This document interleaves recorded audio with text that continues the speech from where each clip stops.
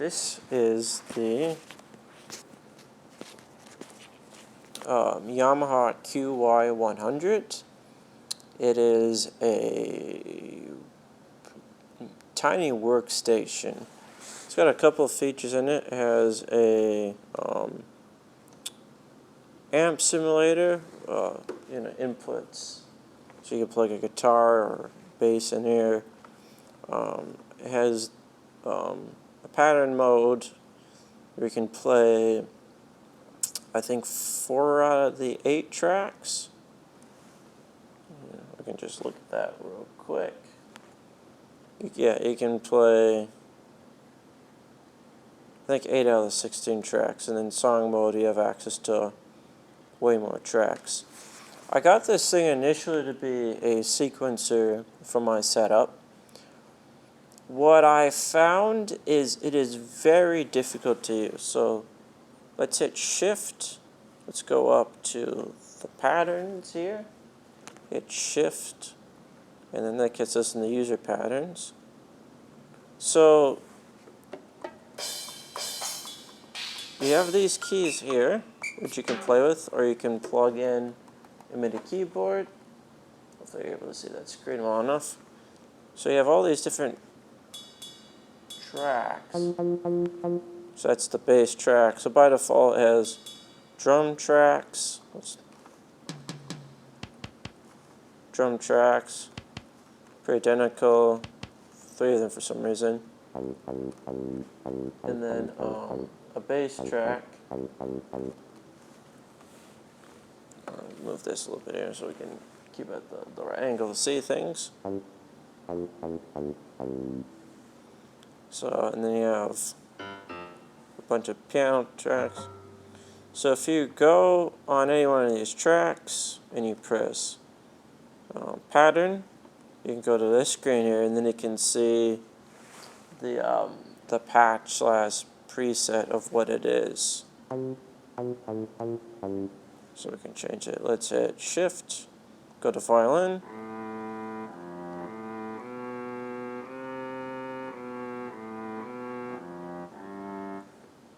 Bring up pretty fake sounding violin.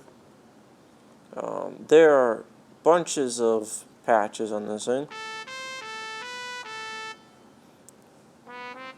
So you get all these controls. You get, let's see, 1, 2, 3, 4, 5, 6, 7, 8. You get 8 in pattern mode, which I do most of my stuff because song mode on these old things can be really complicated to get sorted.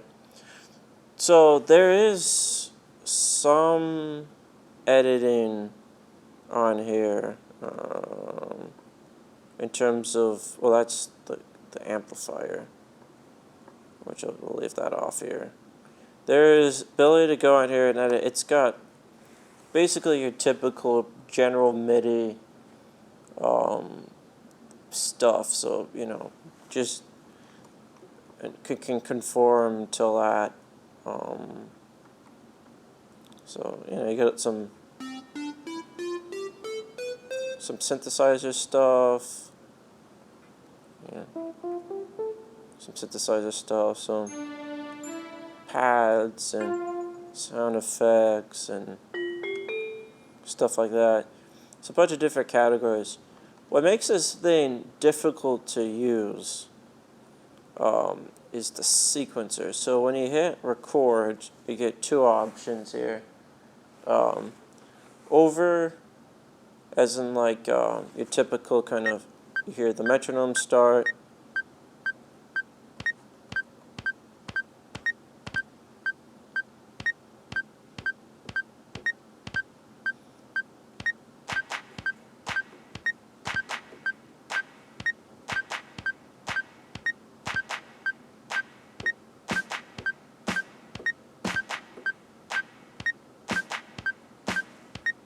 So you can overdub that way, or you can press record again, hit enter, press that, and it brings you to a step sequence mode.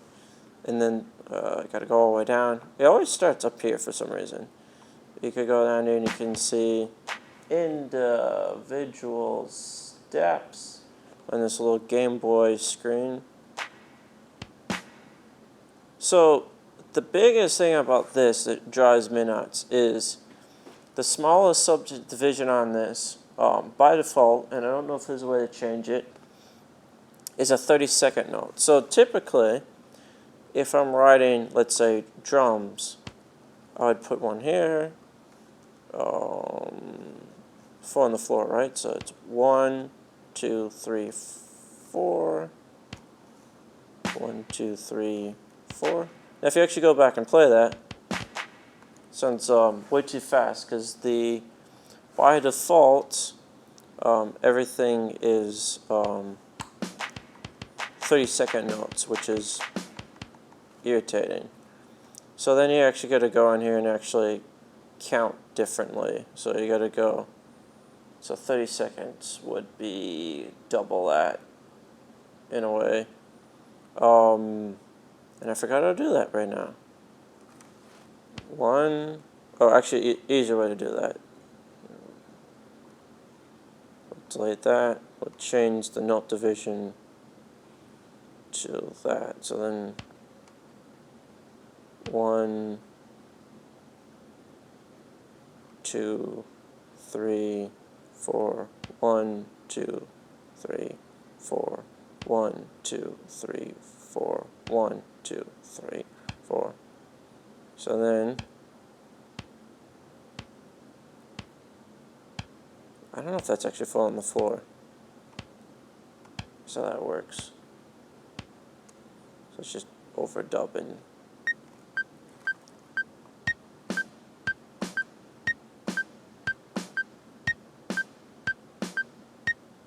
That's weird.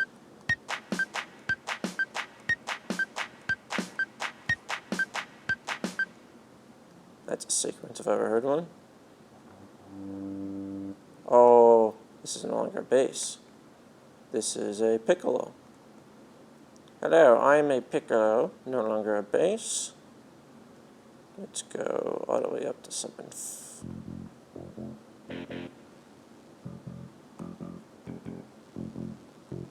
There is some editing, but you'll still spin.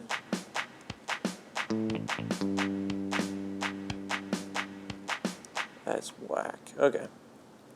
You'll still spend quite a bit of your time going for presets, and then whatever XG is gives you a little bit more minute control over that.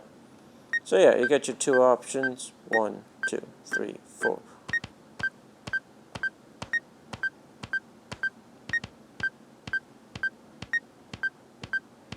1, 2, 3, 4. 1, 2, 3, 4. 1, 2, 3, 4. 1, 2, 3, 4. 1 E and 2 E and 3 and 4 E and 1 E and go down here.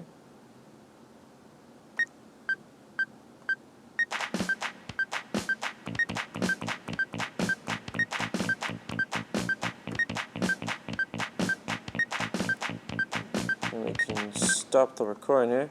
So we could go back and then let's say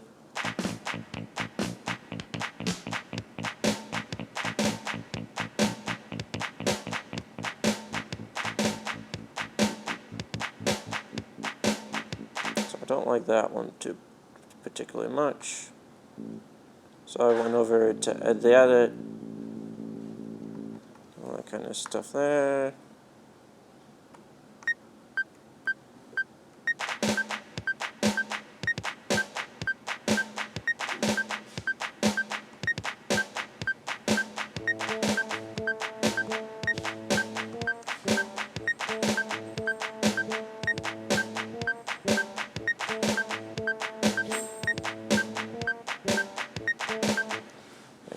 Not sure if I'm a fan of that either, but that's something we're doing here too.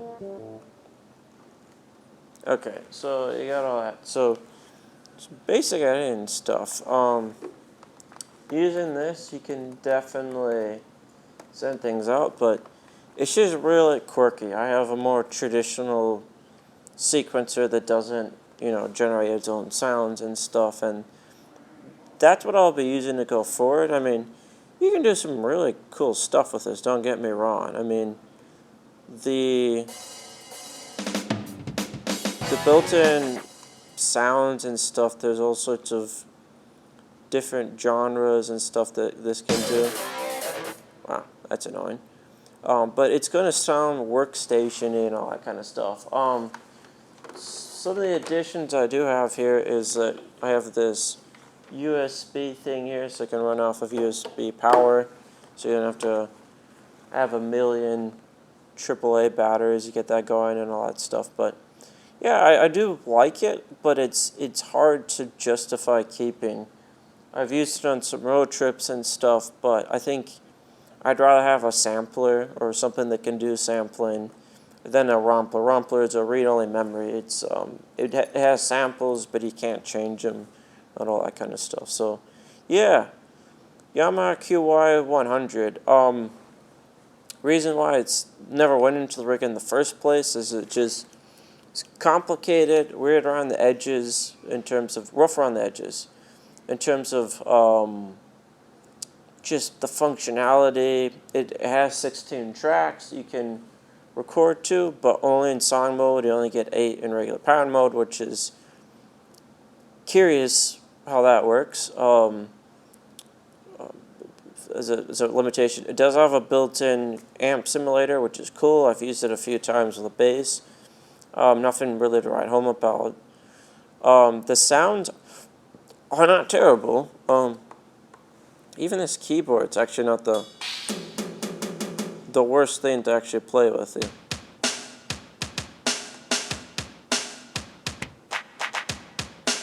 It's actually a lot easier to play with than like a Volca keyboard or something. I still prefer to probably plug something in, but yeah. Yamaha QY100. Nice if you like something kind of quirky or a little bit on the weirder side. Might be a good way to learn some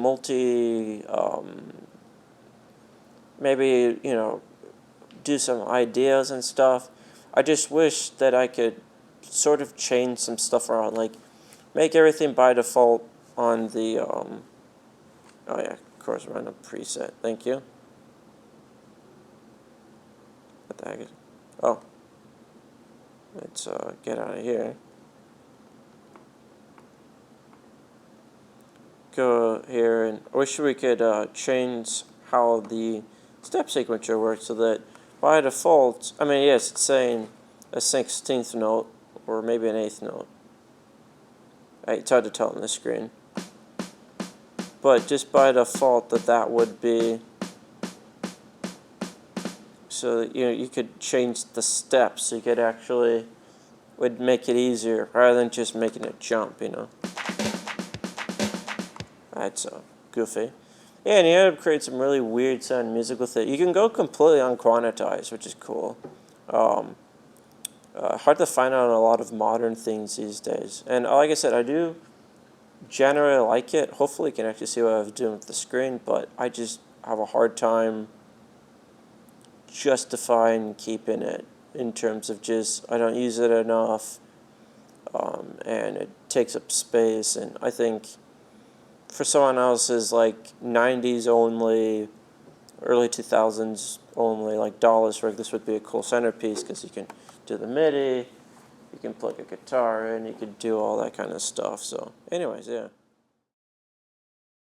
This is a drum machine, the Boss Dr. Rhythm 670, or Dr. Rhythm DR 670.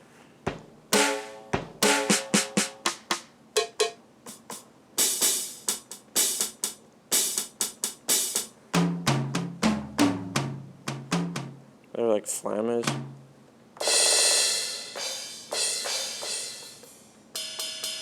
So this thing here, it's got a broken tempo knob, which is fun, so you can't change that, but it's got a sequencer built into it, also like a weird bass section.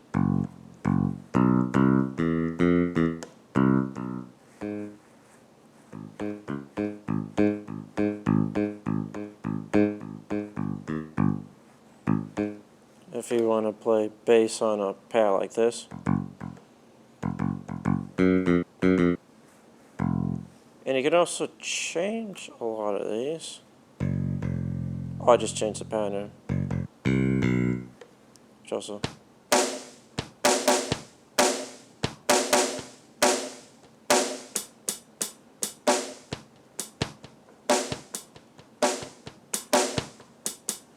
Some weird freestyle in there.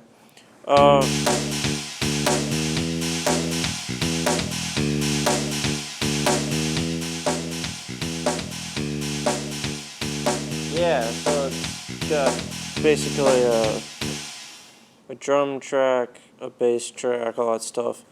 And also has, I guess when we get to user patterns, let's go to, oh, I'm just in the wrong mode. That's what's going on here. Alright.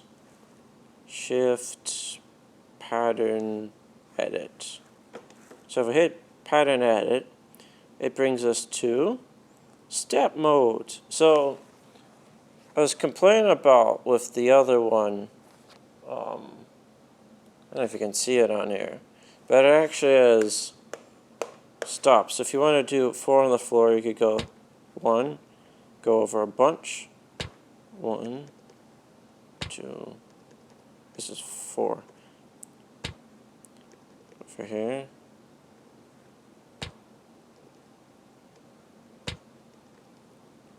Because it's all 16th notes, which is a little bit.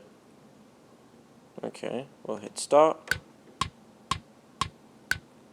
Done, done, done, done, done. Tempo's stuck because you can't change that. I mean, you can. So that if we record, we can then put the snares on the 2 and the 4.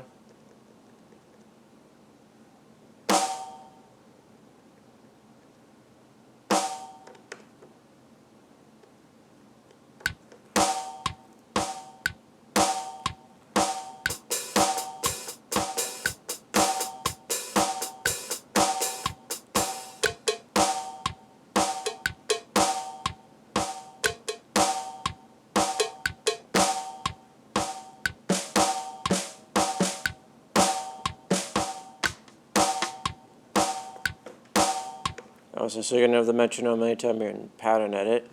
There's also a song mode. Hopefully, a little bit of glare. That's annoying. So a little bit of a song mode. Same issue with a lot of these other ones as it's pattern chaining. And I've never messed with it. So on top of that, you can, if we do this, let's just leave this running. If you hit shift, we are now switching drum kits.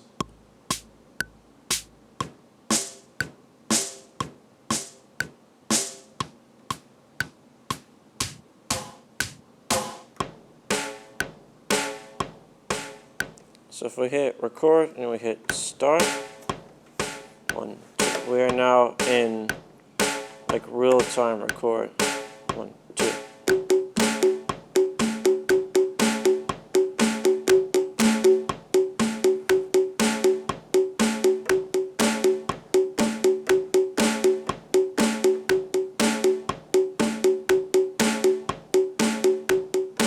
Not sure what its congas, but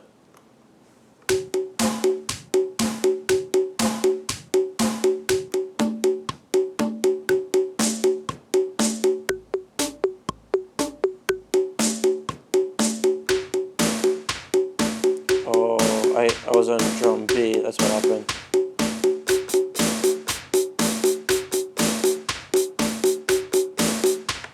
Hit record, start, 1, 2, 3, and 4, and.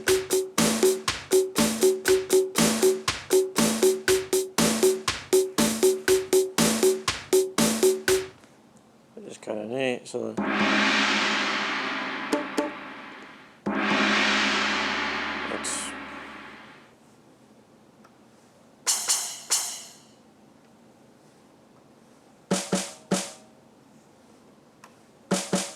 Which kit are we on? Let's go to kit 20.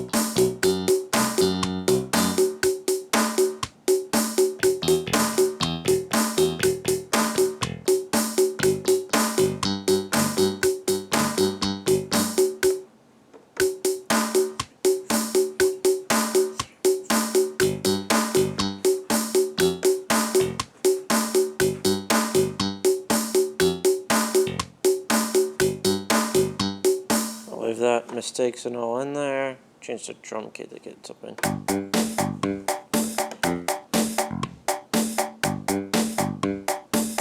Also, a weird thing.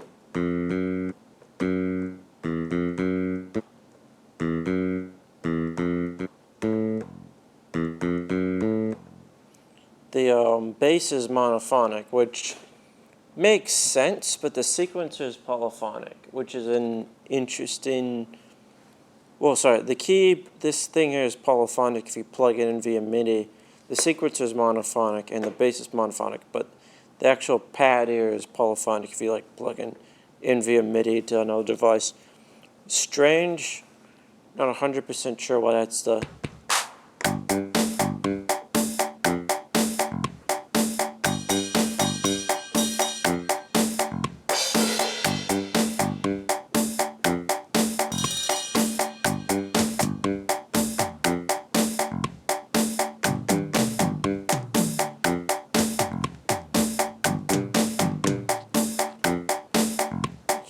Drum kit again just to be annoying.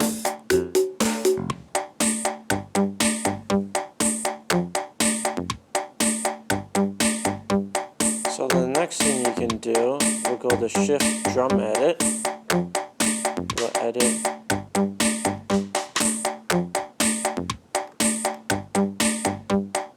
Oh, we gotta stop at Shift Drum Edit.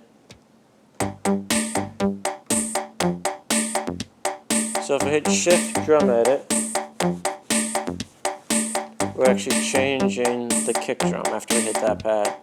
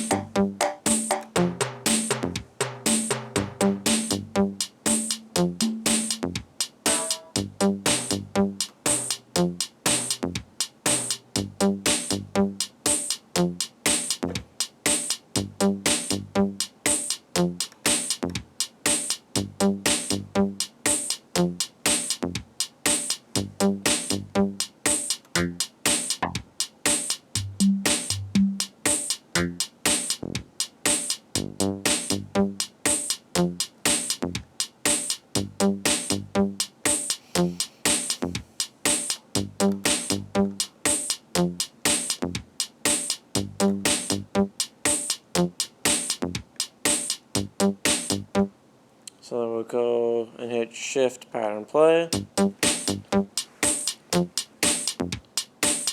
So it's really basic. Like I said, I don't mind this thing. It's not really editable in the sense that you can switch out your own samples, which might have been possible at one point. I'm not sure. Sometimes you can switch out the samples on these things, but using SysX or something like that. But just, it's really basic, like in the terms of like the editing and all that stuff. The actual samples sound better than a lot of stuff I've used. Sometimes I've actually defaulted to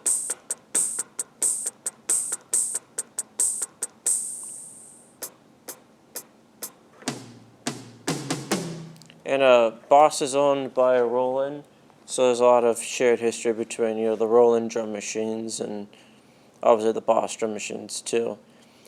It's just lack of flexibility. A lot of the form factor of this, I would actually, with my setup, prefer one that was just controls and the ability to edit stuff, which is what I'm replacing it with. More of a drum synth or a drum sampler. But like I said, this totally works. It's just, not the most flexible.